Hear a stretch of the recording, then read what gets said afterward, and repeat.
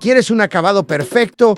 Bueno, no te des muchas vueltas. Aquí lo tienes. Unos clavos, unos cortes, otros golpes y el final, sin dudas. Es del mejor carpintero que nos acompaña Taquita Nacarita, con sus ideas geniales, siempre dejando sus conocimientos.